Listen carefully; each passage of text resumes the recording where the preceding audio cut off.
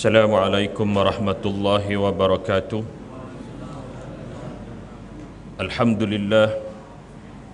Alhamdulillahilladzi bi ni'matihi tatimmus shalihat. Asyhadu an la ilaha illallah al-malikul haqqul mubin wa asyhadu anna Muhammadar Rasulullah shadiqul wa'dil amin.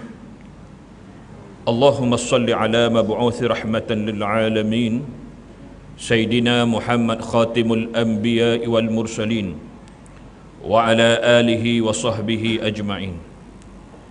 Subhanaka la ilma lana illa ma 'allamtana innaka antal alimul hakim. Wa la hawla wa la quwwata illa billahil aliyil azim.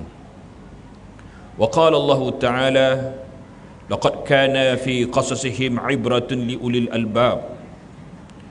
Artinya sesungguhnya pada kisah-kisah mereka itu terdapat pengajaran bagi mereka yang mempunyai akal. Suratul Yusuf ayat 111. Nabi SAW bersabda, la tazalu ta'ifatun min ummati ala ad-din az-zahirin la'aduwwihim qahirin la yadurruhum man khalafahum illa ma asabahum min la'wa hatta ya'tiyahum amrullah wa hum kazalik. Masih ada secara berterusan dalam kalangan umatku kumpulan yang menegakkan agama Islam dengan gagah perkasa menghadapi musuh sehingga tidak boleh dimudaratkan oleh penentang mereka, melainkan mereka menghadapi kesusahan sehingga datangnya ketetapan daripada Allah, yakni membinasakan musuh dan memberikan kemenangan. Dalam keadaan mereka meneruskan perjuangan, mereka tidak berganjak. Qalu ya Rasulullah wa ainahum. Lalu para sahabat bertanyakan kepada Rasulullah sallallahu alaihi wasallam, di manakah mereka berada? Qala bi Baitul Maqdis wa aknafi Baitul Maqdis. Sabda Rasulullah sallallahu alaihi wasallam, di Baitul Maqdis dan sekitarnya. Kita masih lagi membicarakan Palestin dan Masjid Al-Aqsa, siri yang kedua. Yang lepas kita telah menyentuh tentang pembinaan Masjidil Haram dan Masjidil Aqsa. Masjidil Haram dibina di zaman Nabi Allah Ibrahim AS bersama anaknya Ismail, manakala Masjidil Aqsa dibina di zaman Nabi Ibrahim AS bersama anaknya Ishak. Dan kita juga telah menyentuh tentang peristiwa perjalanan Nabi SAW daripada Masjidil Haram di Mekah ke Masjidil Aqsa, yang mana Nabi SAW berhenti di beberapa tempat, di antaranya di Madinah, di antaranya di Tursina, di antaranya di Baitul Laham, tempat di mana Nabi Isa AS dilahirkan, sehinggalah Nabi SAW sampai di Masjid Al-Aqsa. Inilah dia yang dikatakan Masjid Al-Aqsa, yang mana keluasannya 144,000 meter persegi, 4 segi semua tu tuan. Semua 4 segi itu ialah Masjid Al-Aqsa, di mana di tengah-tengahnya ialah Kubah Sakhra. Terletaknya Kubah Sakhra, dan Kubah Sakhra ini dibina di zaman Al-Malik Marwan, tetapi yang asalnya ialah Sakhra itu sendiri, yang ini batu besar yang terdapat di dalam Kubah Sakhra tersebut. Dan yang bertanda merah itu ialah tempat di mana Nabi SAW mengimamkan solat ketika Nabi diperjalankan oleh Allah Ta'ala daripada Masjidil Haram ke Masjidil Aqsa, dan Nabi terdengar panggilan solat. Maka Nabi SAW mendirikan solat bersama dengan para Nabi yang lain, dan sehinggalah malaikat Jibril memegang tangan Nabi untuk memimpin ke hadapan untuk memimpin solat. Maka disitulah tempat di mana Nabi SAW berdiri, dan tempat tersebut dinamakan Kubah Nabi, yang tempat yang Ustaz tandakan warna merah tu, atau lebih dekatnya beginilah ni. Dan kalau kita lihat daripada sisi atas, inilah yang bertanda merah itulah Kubah Nabi, atau tempat di mana Nabi SAW mendirikan solat. Yang ini solat Nabi itu menghadap Sakhra. Sakhra adalah kiblat para Nabi ketika mereka mendirikan solat di Masjid Al-Aqsa. Disebut dalam kitab Tafsir Al-Qurtubi, di mana Imam Al-Qurtubi memetik riwayat daripada Abu Aliyah Ar-Rayahi, kana Salih alaihi salam yusalli ila Ka'bah. Sesungguhnya Nabi Salih alaihi salam ketika dia mendirikan solat, dia menghadap Kaabah. Nabi Saleh ni diutuskan oleh Allah Ta'ala kepada kaumnya yang tinggal di Madain Saleh. Madain Saleh terletak kira-kira 2 jam perjalanan daripada Madinah menuju ke utara, ke utara, iaitu terletaknya Madain Saleh. Maka Madain Saleh ni terletaknya di utara Madinah. Maka Allah utuskan Nabi Saleh untuk kaumnya, dan Nabi Saleh ketika dia solat dia menghadap Kaabah. Wa kana Musa alaihi salam, adapun Nabi Musa alaihi salam, ni ustaz ribut okey. Adapun Nabi Musa alaihi salam ketika Nabi diperjalankan dalam peristiwa Isra wal Mi'raj ini, Nabi ternampak Nabi Musa sedang solat. Maka Nabi Musa ni solat menghadap mana? Maka kata Abu Aliyah, wa kana Musa alaihi salam yusalli ila sakhra nahwil Ka'bah. Maka Nabi Musa itu ketika dia solat dia menghadapnya Sakhra. Sakhra ni terletak di Masjidil Aqsa. Nahwil Kaabah, makanya Sakhra itu seperti Kaabah. Di mana Kaabah terletak di tengah-tengah Masjidil Haram menjadi kiblat. Ketika seseorang itu mendirikan solat di dalam Masjidil Haram, dan begitulah Sakhra menjadi kiblat ataupun menjadi kiblat, arah kiblat ketika seorang itu solat di dalam Masjidil Aqsa. Okey. Jadi itu. Jadi artinya Sakhra itu terletak di tengah-tengah Masjidil Aqsa sebagaimana Kaabah terletak di tengah-tengah Masjidil Haram. Maka di waktu itu adakah terdapat dua kiblat? Jawapannya ya. Memang di waktu itu terdapat 2 kiblat. Satu kiblat terletak di Masjidil Haram dan satu lagi kiblat terletak di Masjidil Aqsa. Dan apa nak peliknya, kerana kedua masjid inilah kepunyaan Allah Subhanahu Wa Taala. Dan Allah jugalah yang memiliki timur dan barat. Maka terpulang kepada Allah nak menentukan kiblatnya di belah mana. Sebab itu ketika Nabi SAW berada di Mekah, Allah perintahkan kiblatnya itu di Mekah, di Kaabah. Dan ketika Nabi SAW berhijrah ke Madinah, iaitu Allah perintahkan supaya Nabi menghadap ke Masjidil Aqsa. Makanya kedua-dua masjid ini adalah kepunyaan Allah Subhanahu Wa Taala. Maka sehinggalah Allah Taala mansuhkan kiblat yang terletak di Masjidil Aqsa. Maka Allah satukan umat ini kepada satu kiblat sahaja, iaitu Masjidil Haram. Artinya apa? Artinya semua para nabi, apabila mereka ini datangnya Nabi SAW, makanya hendaklah mereka itu mengikut akan syariat Nabi SAW. Ingat ketika Nabi SAW mendirikan memimpin haji pada tahun yang ke-10 Hijrah. Haji dimulakan oleh Nabi Ibrahim alaihissalam. Dan ketika Nabi SAW selesai melaksanakan haji, maka turun selepas Nabi, sebagian riwayat sebagaimana yang dinyatakan oleh Maulana Zakaria Al-Kandahlawi dalam kitabnya Fadhilatul Hajj, disebut dalam Hajatul Wada', haji Nabi SAW, haji wada', yakni haji yang dilakukan oleh Nabi SAW, dan itulah satu-satunya haji yang dilakukan oleh baginda. Sejurus Nabi SAW selesai khutbah wada', selepas selesai mendirikan solat, kemudian Nabi masuk ke Arafah, Nabi berdoa, maka turunlah ayat al-yawma akmaltu lakum dinakum wa atmamtu alaikum ni'mati wa raditu lakumul islam madina. Al-yawma akmaltu lakum, hari ini aku sempurnakan bagi kamu agama kamu.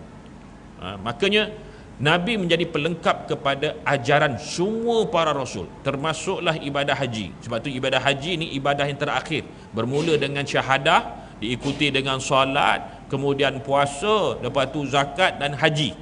Dan haji letaknya amalan yang terakhir sekali, rukun Islam yang terakhir sekali.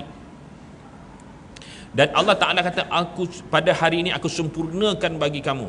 Maka Nabi lah yang menyempurnakan, maksudnya Nabi lah pelengkap kepada apa yang telah dimulakan oleh Nabi Allah Ibrahim alaihissalam. Jadi Allah nak mengajar kepada kita bahawa Nabi ni pelengkap kepada semua ajaran ataupun semua dakwah yang dibawa oleh para Nabi terdahulu.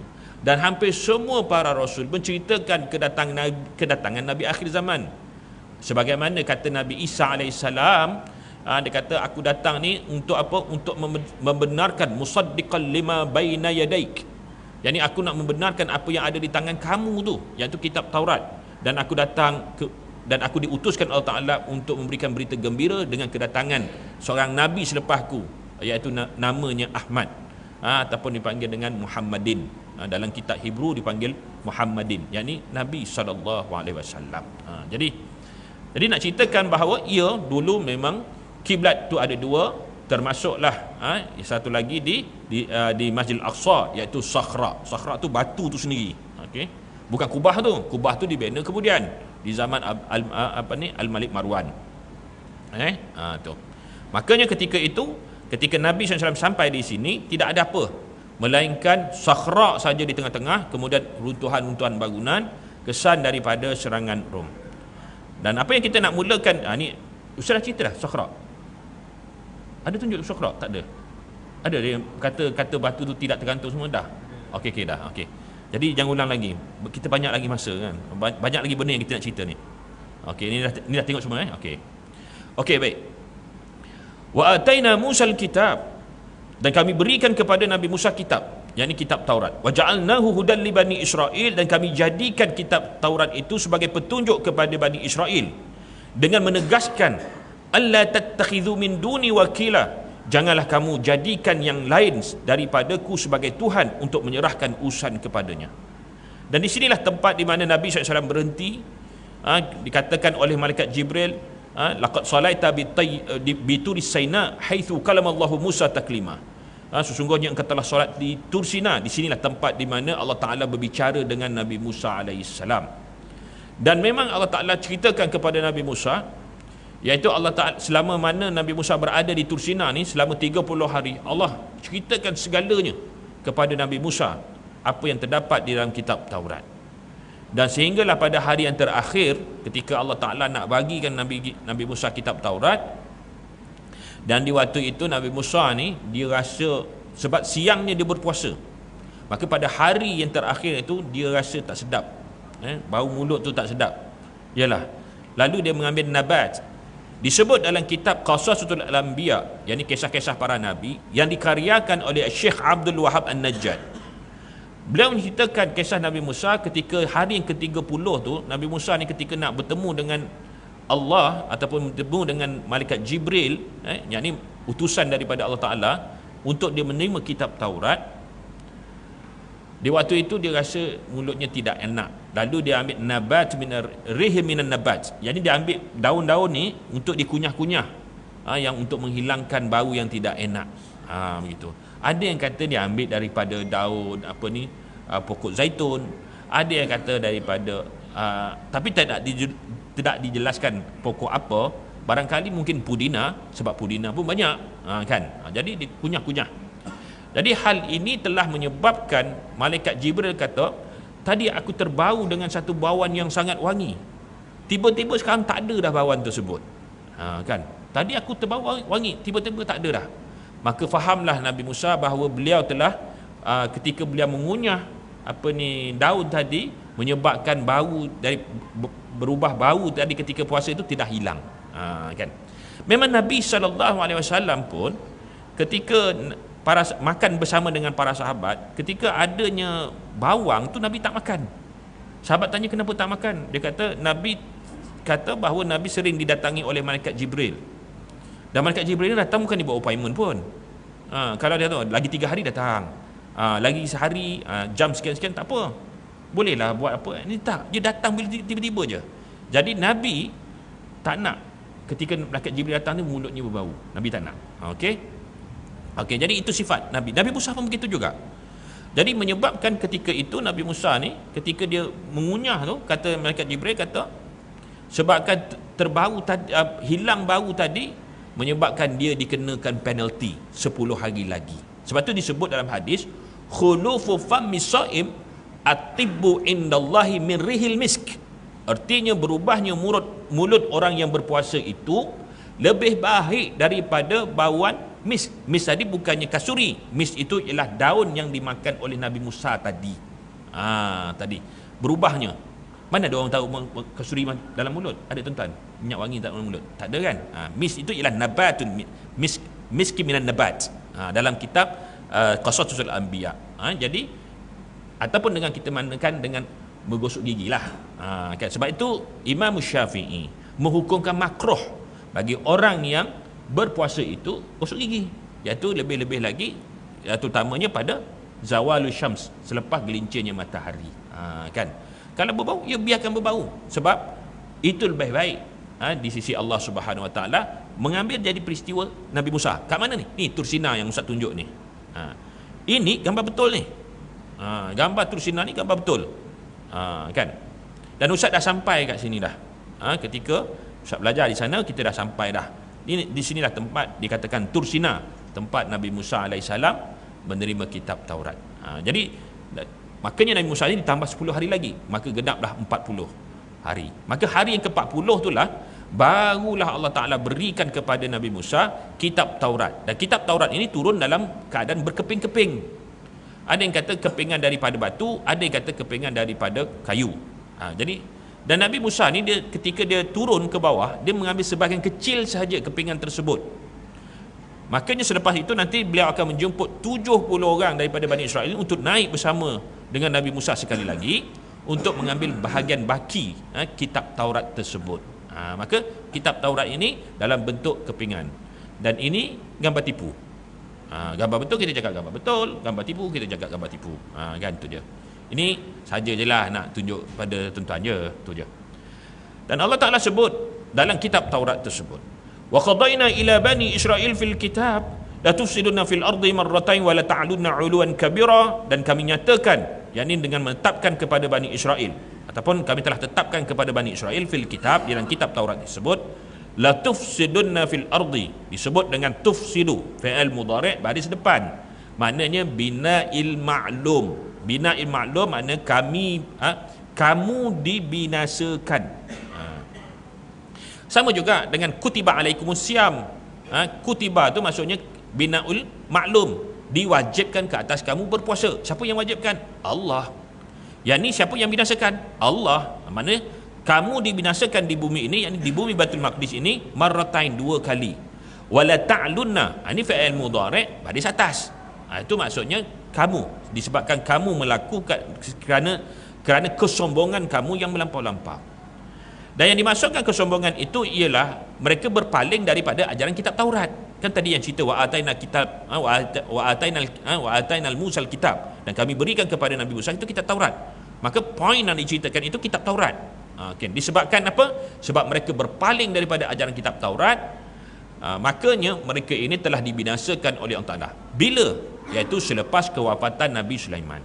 Dan pendetailannya telah Allah Ta'ala sebut dalam ayat 102 surah Al-Baqarah, wattaba'u ma tatlu syayatinu ala mulki Sulaiman. Mereka, yakni Bani Israel, telah mengikut apa yang diajar ataupun apa yang dibaca oleh pengamal-pengamal sihir, yakni syaitan-syaitan di zaman Nabi Sulaiman alaihissalam. Artinya di zaman Nabi Sulaiman terdapat di kalangan sebahagian di kalangan Bani Israel ini mengamalkan sihir. Bukan sahaja mentera, bahkan ritual-ritual mereka itu pun dirakamkan dalam kitab tersebut dengan dibantu oleh malaikat yang mencuri rasi langit. Mencuri rasi langit artinya malaikat ni mencuri perbualan malaikat di langit. Lalu balik dia turun, dia cerita. Jadi dia buat. Kan? Kemudian hal ini telah diketahui oleh Nabi Sulaiman, lalu Nabi Sulaiman rampas kitab tersebut dan letakkan di bawah pemerintahan Nabi Sulaiman, di bawah kerusi pemerintahan Nabi Sulaiman. Sehinggalah Nabi Sulaiman wafat. Setelah Nabi Sulaiman wafat, maka mereka mengambil balik kitab tersebut dan mereka menuduh Nabi Sulaiman mengamalkan sihir itu. Inilah kitab Nabi Sulaiman amalkan, menyebabkan dia super power. Lalu Allah Ta'ala sebut mengatakan wa ma kafara Sulaiman walakinna syayatin kafaru, dan tidaklah padahal Nabi Sulaiman tidaklah mengamalkan sihir yang menyebabkan kekufuran itu, akan tetapi puak-puak syaitan itulah yang kafir, yang mengamalkan sihir. Maka timbul perbahasan kitab apakah yang dimasukkan tersebut. Kitab tersebut ialah ada yang mengatakan Holy Kabbalah. Holy Kabbalah. Okey, Holy Kabbalah ini yakni kitab yang diamalkan oleh orang Yahudi. Orang Yahudi yang paling paling ramai mengamalkan kitab Kabbalah ini. Dan kitab Kabbalah ini ada sekolah lagi, sekolah Kabbalis. Pengamalnya dipanggil Kabbalis, dia ada sekolah lagi. Dan daripada ajaran kitab Kabbalah inilah, ritual agama Kabbalah inilah, maka terpecah kepada banyak kumpulan-kumpulan sehingga terbentuknya dipanggil secret society, secret societies. Dan termasuklah Freemason, Illuminati, Rosicrucian, Knight Templar dan sebagainya. Knight Templar ialah gelaran yang diberikan kepada tentera-tentera salib ketika mereka menyerang Baitul Maqdis selepas daripada zaman Sayyidina Umar tu, ataupun lebih dekatnya zaman Salahuddin Al-Ayyubi, sebelum Salahuddin mengambil balik Baitul Maqdis, iaitu apa yang dimulakan oleh Pop yang berada di Eropah. Mereka menggelarkan diri mereka adalah tentera-tentera Sulaiman, tentera Sulaiman, dia kata. Pasal apa? Pasal dia nak ambil balik Baitul Maqdis tersebut, dan mereka nak menguasai bandar Baitul Maqdis tersebut, terutamanya Masjidil Aqsa. Dan semua secret society ini, gerakan-gerakan ini dirakamkan dalam buku The Secret Society of All Ages and Countries. The Secret Societies of All Ages and Countries, yang dikaryakan oleh Charles William Hackerton, dan buku ini ditulis pada tahun 1875. Dan buku ini menulis semua tentang yang Ustaz katakan tadi, Illuminati, Freemason, Rosicrucian. Rosicrucian ni paling banyak di England, di England, dan lambangnya ialah rose, bunga rose tu. Sebab tu pasukan rugby England tu lambang dia bunga rose. Kan, kita tengok bunga rose tu sebenarnya asalnya Rosicrucian, yang ni satu pertubuhan secret societies. Dia sama jugalah dengan Freemason dan sebagainya. Termasuk juga Skull and Bone. Skull and Bone, skull ini tengkorak, bone itu ialah tulang, yang ditubuhkan pada tahun 1830-an. Yang tujuannya dia lebih elit daripada Freemason. Kita tahu bahawa mereka dibina antaranya ialah kelompok-kelompok Freemason, tetapi Skull and Bone ini lebih elit lagi. Ditubuhkan pada tahun 1830-an, dan di antara ahli anggota Skull and Bone ini ialah Bush. Bush ni daripada datuk dia, bapa dia kepada dia tu sendiri adalah golongan daripada Skull and Bone. Makanya pernah satu ketika Amerika, mana-mana presiden nak dijadikan presiden, dia mesti daripada ahli tersebut. Pernah satu ketika Bush bertanding, Bush daripada parti Republican bertanding melawan dengan John Kerry. John Kerry ni daripada Demokrat, dan John Kerry itu pun ahli Skull and Bone. Maknanya siapa menang pun Skull and Bone juga yang akan jadi presiden. Boleh faham? Okey, kalau faham, inilah yang disebut di dalam kitab ni sendiri, buku Secret Society of All Ages and Countries.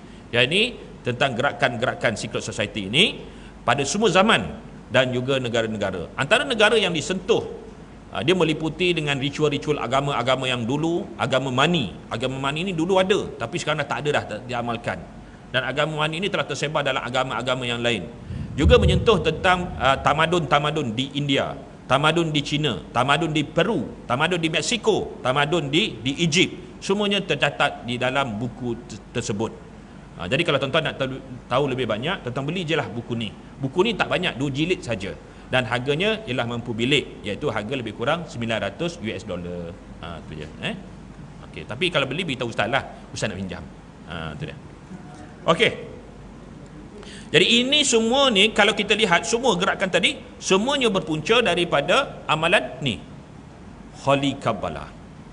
Hampir semua ritual-ritual yang ada yang kita sebut tadi, semuanya lebih kurang sama, the Holy Kabbalah. Jadi atas sebab itulah maka Allah Subhanahu Wa Taala menyebut dalam suratul Isra ayat kelima, fa iza jaa wa'du ulauma ba'athna 'alaikum 'ibadan lana uli ba'sin syadid fajasu khilalad diyar wa kana wa'dan maf'ula. Maka apabila sampai masa janji, yakni membalas kederhakaan kamu, yakni kebinasaan kamu kali pertama daripada 2 kederhakaan, yakni kebinasaan, kami datangkan kepada kamu hamba-hamba kami yang kuat, gagah dan amat ganas serangannya. Lalu mereka menjelajah ke segala ceruk rantau dengan membunuh dan membinasakan kamu, dan sebenarnya peristiwa itu adalah satu janji yang tetap berlaku. Iaitu disebut pada tahun 587 sebelum Masihi, Nebuchadnezzar yang memimpin Babylon telah menghancurkan Masjid Al-Aqsa. Kenapa saya kata Masjid Al-Aqsa? Kerana ia ini disebut pada ayat ke-7 nanti, okey, bahawa Masjid Al-Aqsa dan semua binaan Nabi Sulaiman telah pun hancur. Tidak kurang disebut dalam kitab tafsir Al-Qurtubi dan tafsir At-Tabari, tafsir At-Tabari menyatakan bahawa seramai 70,000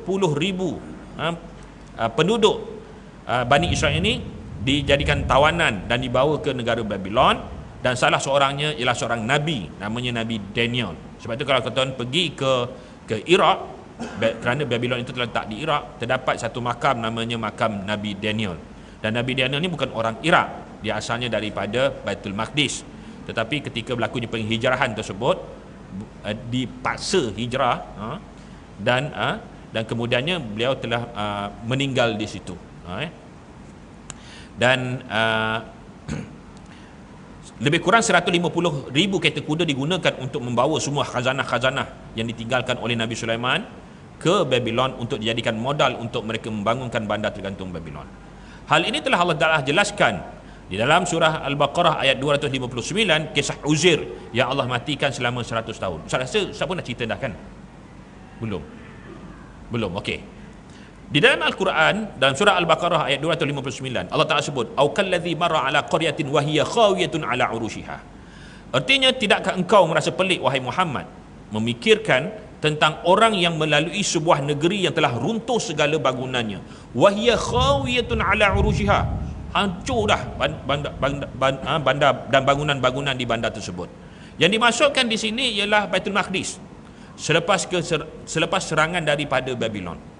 Maknanya ayat ni 259 ni ada kaitan dengan peristiwa kemusnahan bandar Baitul Maqdis yang disebut dalam surah Al-Isra' tadi, ayat yang kelima, kan? Iaitu seorang lelaki namanya Uzair.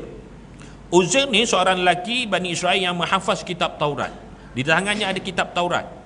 Dan pernah satu ketika beliau keluar daripada rumahnya menuju ke Baitul Maqdis. Nak menuju ke Baitul Maqdis sebab Baitul Maqdis ialah merupakan satu pusat bandar yang begitu hebat, kesan daripada perbezaan yang dibangunkan oleh Nabi Sulaiman AS. Maka ketika beliau datang dalam perjalanan tersebut, dimaklumkan bahawa negara Baitul Maqdis, bandar yang beliau nak pergi itu, telah pun hancur, diserang oleh Babylon. Sesiapa yang menghafaz kitab Taurat itu ditangkap dan dibunuh, bahkan kitab Taurat itu dibakar. Sebagai penghinaan daripada Allah Ta'ala, disebabkan di waktu itu mereka membelakangkan ajaran kitab Taurat. Jadi bila Allah Ta'ala nak hancurkan, Allah tak kira orang tu beriman ke tak beriman ke, bila Allah nak hancur, dia hancur semua. Jadi itu yang berlaku. Jadi bila Uzair tahu saja hal tersebut, maka sebelum itu dia dah siap-siap bungkus dan dia tanam dulu kitab Taurat tersebut. Kemudian barulah dia masuk, dan ketika dia masuk, waktu itu ialah waktu duha. Bila beliau masuk waktu duha, ketika itu duha ni matahari baru nak naik, dan nampaklah kesan daripada kemusnahan tersebut. Terkejut Uzair. Mana tidaknya Masjid Al-Aqsa yang menjadi kiblat di waktu itu pun hancur, dengan yang lain pun hancur bangunan. Dengan populasi 70,000. 70,000 kalau nisbah dulu ramai. Sebab manusia makin lama makin ramai, bertambah, makin padat. Dan dulu 70,000 kira ramai. Maknanya hampir separuh daripada penduduk bandar tak ada. Kalau ada pun yang tinggal-tinggal yang lemah saja, yang lain semua dah dibawa ke Babylon. Yang punya kemahiran mereka digunakan untuk membangun bandar tergantung Babylon. Lalu dia kata, bagaimana Tuhan akan menghidupkan bandar yang telah mati ni? Nak hidupkan bandar mesti ada generasi, dan generasi itu mesti generasi yang berilmu. Kemudian barulah boleh dibangkitkan bandar tersebut. Maknanya bangunkan manusia dulu, baru boleh bangunkan bandar. Jadi bagaimana Allah nak menghidupkan bandar yang telah mati? Fa'amatahu mi'ata amin. Lalu Allah matikan dia selama 100 tahun. Duk kata macam mana Allah Ta'ala nak hidupkan yang mati ni, dia mati. Allah matikan dia terus selama 100 tahun. Kan? Setelah 100 tahun dia pun dihidupkan. Dan dia ketika dia mati itu umurnya 40 tahun. Ketika dia masuk dengan untanya sekali. Keldai. Dia masuk dengan keldai. Maka ketika dia mati, dihidupkan semula, keldai dia tu pun dah hancur lah. Dia dulu dihidupkan. Lalu malaikat tanya, "Kam labista, berapa lama kamu berada di sini?" Lalu dia kata, "Labistu yauman au ba'da yaum." Aku berada di sini sehari ataupun barangkali setengah hari. Nah, kenapa boleh jadi satu hari ataupun setengah hari? Dia mengikut bagaimana kita mengira. Kan? Artinya ketika dia mula masuk itu waktu duha, lalu dia dimatikan. Ketika dia dibangunkan itu waktu asar. Ada orang kira satu hari itu satu hari satu malam, kan? Maka sepanjang hari itu dikira setengah hari. Ada orang kira sehari suntuk itu dari pagi sampai ke petang. Saya dah berada di sini sehari suntuk, maksudnya daripada pagi itu dikira satu hari. Dia terpulang pada tuan-tuan nak kira bagaimana, satu hari ataupun setengah hari. Pokoknya dia dibangunkan itu waktu asar dan dia mula dimatikan itu waktu duha, kan. Lalu dia kata satu hari, barangkali setengah hari. Lalu malaikat kata ballabista mi'ata amin. Tak, sebenarnya kau sudah berada di sini 100 tahun. Lalu Allah Ta'ala tunjukkan kepada Uzair bagaimana Allah menghidupkan keldainya yang telah hancur. Panjanglah cerita tu, tapi saya nak cerita yang tu je lah. Jadi cerita yang kaitan Uzair pada ayat 259 dalam surah Al-Baqarah adalah kaitan dengan kemusnahan bandar Baitul Maqdis. Okay. Kemudian ketika dia dibangkitkan 100 tahun itu, adakah bandar itu sudah ada? Kan setelah 100 tahun dia matikan, dia tu dihidupkan balik, adakah bandar itu telah hidup? Jawapannya iya. Di waktu dia dibangunkan, dihidupkan Allah Ta'ala, bandar Baitul Maqdis sudah berfungsi. Orang dah ada, Masjid Al-Aqsa pun dah ada. Nah, apa yang tinggal? Maksud apa yang kita tertinggal, apa yang kita miss ketika dia dibangkitkan? Apa yang miss? Rupanya ketika dibalikkan 40 tahun, mana kalau 100 tahun itu tolak 40 tahun, iaitu tahun yang ke-60. Yang ini daripada tarikh ataupun waktu Masjid Al-Aqsa itu dimusnahkan, 60 tahun kemudian bandar Baitul Maqdis ini dibangunkan semula oleh seorang pemimpin, iaitu dengan erti yang lain Babylon itu dikalahkan. Ini seorang pemimpin mengalahkan Babylon dengan dibantu oleh Bani Israel yang tinggal di Babylon. Sebagaimana Allah Ta'ala sebut, thumma radatna lakumul qarrata alaihim wa amdatnakum bi amwalin wa banin wa ja'alnakum aktsara nafira. Kemudian setelah kamu bertaubat, kami kembalikan kepada kamu kekuasaan untuk mengalahkan mereka. Mereka ini ialah Babylon itu sendiri. Dan kami beri kepada kamu dengan banyaknya harta kekayaan dan anak penak, iaitu bila dia dah kembali kepada bandar Baitul Maqdis, iaitu mereka telah menubuhkan negara mereka sendiri, iaitu negara Judea. Maknanya mereka diberikan kekayaan dan kekuasaan dan pengikut, dan kami jadikan kamu lebih ramai pasukan, maka adanya kerajaan. Okey, sebagaimana Allah Ta'ala sebut, makanya seorang pemimpin tersebut telah memimpin Bani Israel mengalahkan Babylon, kemudian mengembalikan 70,000 yang menjadi tawanan di zaman awal sebelum itu, iaitu dikembalikan balik ke bandar Baitul Maqdis. Mereka membenakan balik bandar Baitul Maqdis dan membina balik Masjid Al-Aqsa, melainkan Nabi Daniel tadi. Sebab di waktu itu Nabi Daniel dah terlalu tua dah. Ketika orang pindah, dia pun tak hijrah, dia tinggal di situ, akhirnya dia wafat di Babylon ataupun di negara Iraq. Allah Ta'ala sebut dalam ayat yang lain, walaqad katabna fi Zabur min ba'di dzikri annal arda yarithuha ibadiyas salihun. Artinya, dan sesungguhnya telah kami tetapkan dalam kitab Zabur, dan kitab Zabur ini diturunkan kepada Nabi Daud, yakni ayah kepada Nabi Sulaiman. Sedangkan kehancuran itu berlaku selepas kewafatan Nabi Sulaiman. Maknanya belum hancur lagi, Allah dah ulang lagi cerita ni kepada Nabi Daud. Dah cerita dengan Nabi Musa. Nabi Musa ni Palestin pun tak sampai lagi, tapi Allah dah janji dah. Dan Allah ulang lagi kepada Nabi Daud bahawa bumi ini, sesungguhnya kami telah tetapkan dalam kitab Zabur selepas diturunkan kitab Taurat. Min ba'di dzikri ini kitab Taurat, annal arda, sesungguhnya bumi ini, yakni bumi Baitul Maqdis ni, yarithuha ibadiyas salihun, akan diwarisi oleh hamba kami yang soleh. Kan, jadi tuan-tuan kena ingat kata salihun ni, sebab dia ada perkataan soleh untuk tu penting. Jadi hamba kami yang soleh. Maka siapa lelaki yang dimaksudkan tadi ialah Zulkarnain ataupun disebut sebagai Cyrus the Great. Hal ini disebut dalam kitab-kitab Yahudi sendiri yang mengatakan, yang mengesahkan bahawa Zulkarnain ataupun Cyrus the Great inilah yang mengalahkan Babylon, kemudian mengembalikan 70,000 Bani Israel tadi balik ke bandar Baitul Maqdis, mereka bina balik bandar tersebut dengan kemahiran yang mereka ada. Dan kisah ini telah dirakamkan oleh Allah Taala di dalam Al-Quran, dalam surah Al-Kahfi. Wa yas'alunaka anzil qarnain. Mereka bertanya kepada Muhammad perihal mengenai Zulqarnain.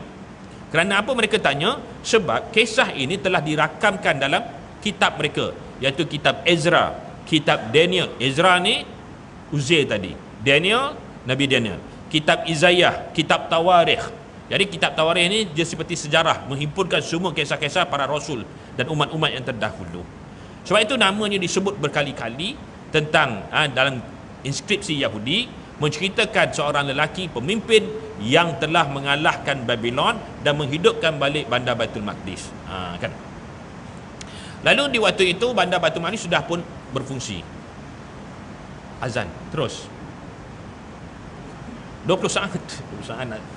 Okey. Sini azan ke terus? Azan. Okey, nanti kita akan beri laluan azan. Oh, lagi 16 saat. Okey. Okey, jadi makanya di waktu itu Masjid Al-Aqsa sudah ada. Apa bukti yang mengatakan di waktu itu Masjid Al-Aqsa sudah ada? Kita akan temui dalam jawapannya selepas azan nanti. Kan? Tak sempat apa dah saat. Okey.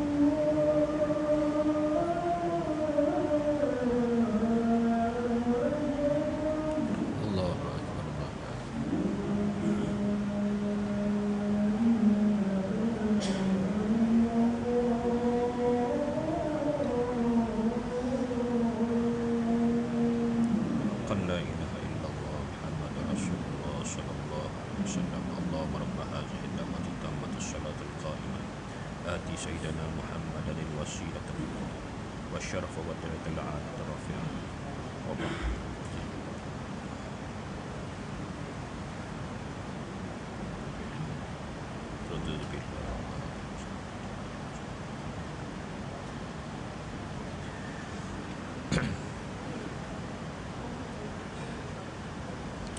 Baik, kita terus. Sebagaimana yang dinyatakan tadi di awal tadi, bahawa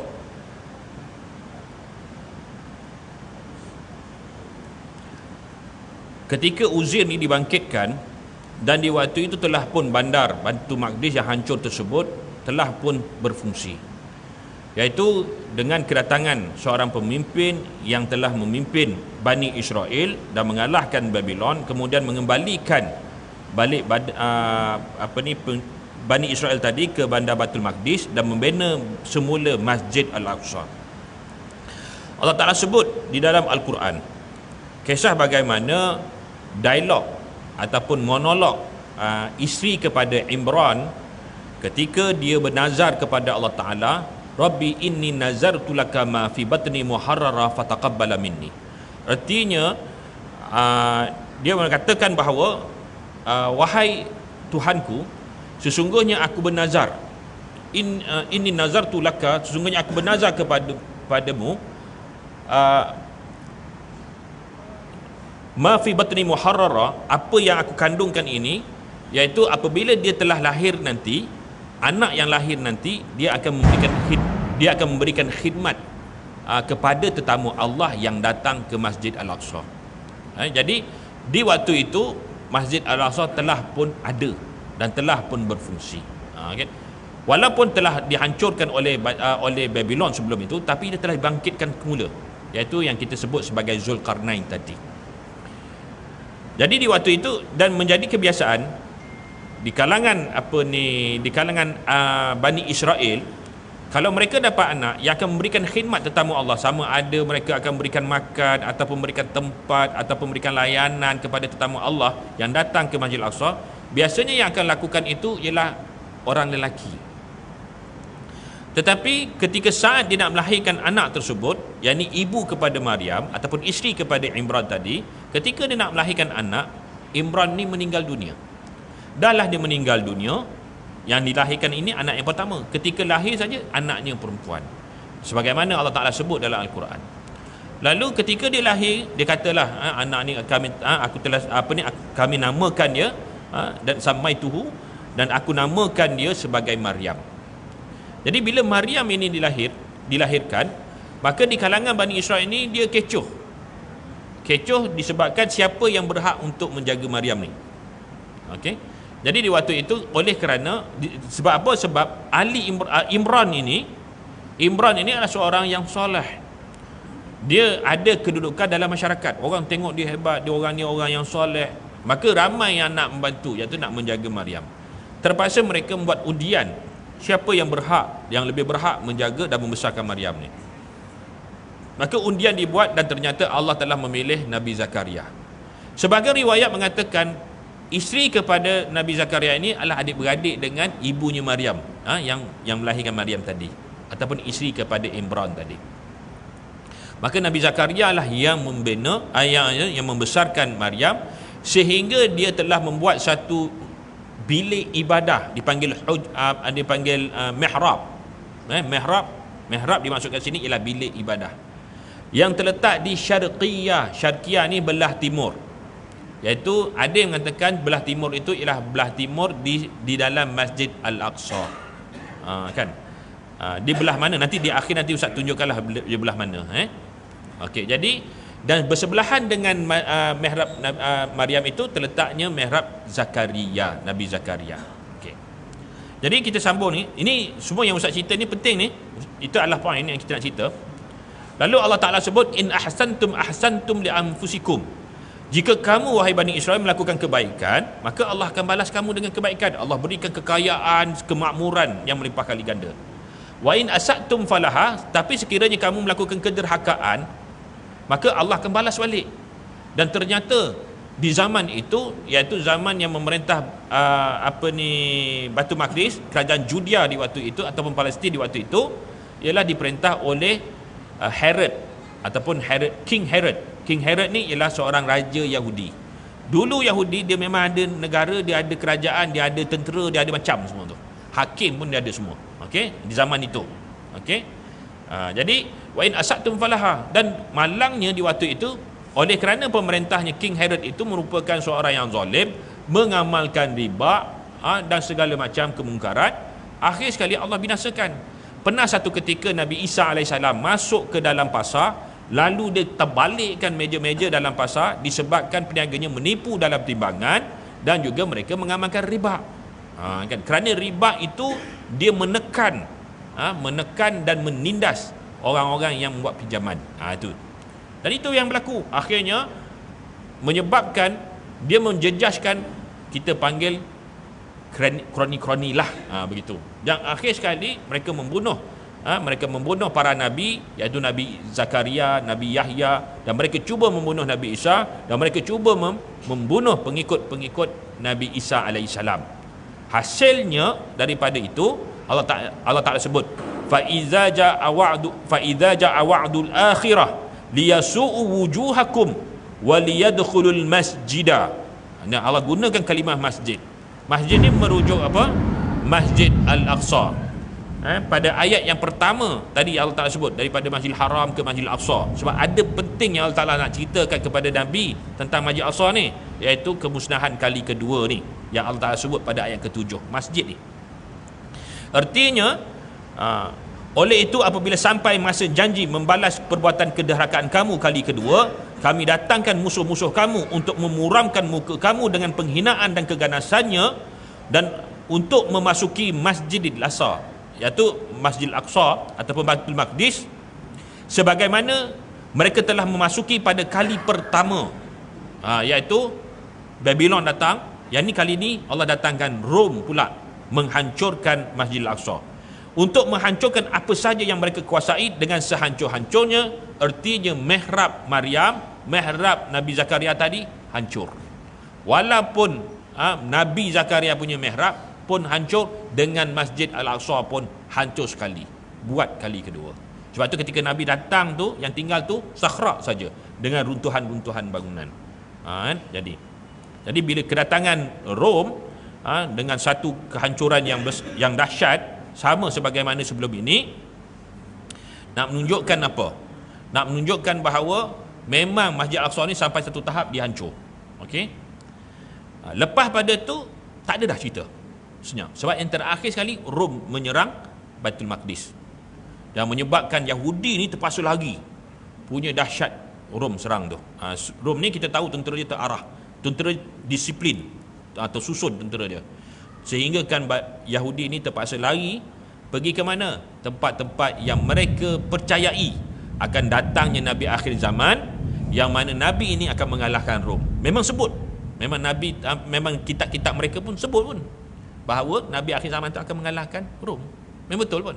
Dan ia jelas berlaku di zaman Sayyidina Umar Al-Khattab. Okey. Lalu Allah Ta'ala sebut, kalau kita nak kaitkan Baitul Maqdis ini dengan apa yang berlaku sekarang ini, bukan pada ayat tadi, sebab kedua ayat tadi telah pun berlaku. Yang akan datang niha, ayat yang ke-8. Allah Ta'ala sebut, asa rabbukum an yarhamukum. Artinya mudah-mudahan Tuhan kamu akan mengasihi kamu kalau kamu bertaubat, yakni melakukan kebaikan. Wa in uttum, kalau kamu balik melakukan apa yang telah dilakukan sebelum ini. Wa in uttum udna, kami akan balas balik sebagaimana yang telah berlaku sebelum ni. Kan itu. Wa ja'alna jahannama lil kafirin hasira, dan kami jadikan neraka itu penjara bagi orang-orang yang kafir. Okey. Ayat yang ke-8. Tapi yang lebih menarik ialah pada ayat yang ke-9. Inna hadzal Qur'an, sesungguhnya Quran ini, yahdi lillati hiya aqwam, yang merupakan petunjuk dan jalan yang amat betul, yakni apa yang dibawa oleh Islam ini. Wa yubasyirul mu'minin, iaitu dengan memberikan berita gembira kepada orang yang beriman, alladzina ya'maluna as-salihat, iaitu orang yang beriman itu iaitu mengamalkan amalan-amalan soleh ataupun melakukan kebaikan. Tadi walaqad katabna fi zabur min ba'di dzikri annal arda yarithuha ibadiyas solihun. Sesungguhnya kami telah tetapkan di dalam kitab Zabur selepas diturunkan kitab Taurat bahawa bumi ini, bumi Baitul Maqdis ini akan diwarisi oleh orang yang soleh. Kan mestilah yang Allah Taala sebut bagi mereka itu amalan yang soleh. Bergembiralah bagi orang yang beriman yang mengerjakan amal soleh, annalahum, dan bagi mereka itu ajran kabira, ganjaran yang besar. Bila dikatakan ganjaran yang besar ni ada dua. Satu, untuk dunia ialah kemenangan, untuk akhirat ialah syahid. Okey. Jadi ayat ini adalah kesinambungan untuk siri yang ketiga. Dari siri yang kedua ni siri kehancuran. Artinya di dalam sejarah menceritakan bahawa Masjid Al-Aqsa ni hancur. Dia sampai ke satu tahap hancur. Sebagaimana yang berlaku ketika Babylon menyerang, sebagaimana yang berlaku di zaman Rom menyerang, bahkan dalam perang salib, Masjid Al-Aqsa itu sendiri telah dijadikan gereja. Ketika Ustaz masuk ke sana, diceritakan bahawa di sini Ustaz pernah dijadikan gereja. Kubah Sakhra pernah diletakkan satu gereja besar dalam Sakhra tu, di atas Sakhra tu, atas batu Sakhra. Bahkan juga Masjid Qibli, dan di tepinya kalau lihat memang ada kesan dijadikan gereja. Maksudnya sampai ke tahap itu. Mana yang ni belum lagi. Dia ada satu tahap lagi. Yang mana ketika serang perang salib itu makan masa bertahun juga tu. Membunuh kurang lebih daripada 100,000 nyawa. Jadi itu. Dan kemudiannya barulah Allah datangkan Salahuddin Al-Ayyubi mengembalikan balik bandar Baitul Maqdis dan juga Masjid Al-Aqsa. Artinya sejarah telah mengatakan bahawa demikian. Masjid Al-Aqsa ni sampai satu tahap dia hancur. Apa nak dihairankan? Pada tahun 645 Hijrah, ketika Mongol menyerang Baghdad dan membunuh umat Islam yang disebut sebagai ethnic cleansing di waktu itu, pembunuhan beramai-ramai ke atas umat Islam yang menyebabkan jatuhnya Empire Abbasiyah. Pada masa yang sama, pada tahun 645 Hijrah, Masjid Nabawi terbakar teruk. Bermula api di bahagian pintu membawa kepada kebakaran besar, membawa kepada bilik Nabi SAW, mana kepada makam Nabi tu. Habis terbakar. Serentak dengan serangan Mongol. Tu dah. Kalau orang kata nak tanda kiamat, itu pun tanda kiamat juga tu. Kan. Bahkan sebelum itu lagi, kaum Qahmuti telah menyerang umat Islam, jemaah haji pada hari Tarwiyah, hari yang ke-8 Hijrah, 8 hari bulan Zulhijjah, ketika mereka berkumpul ramai-ramai ni sebelum nak bergerak ke Mina. Dan di waktu itu datangnya kaum Qahmuti membunuh semua jemaah haji yang dalam keadaan berihram. Mereka bunuh semua.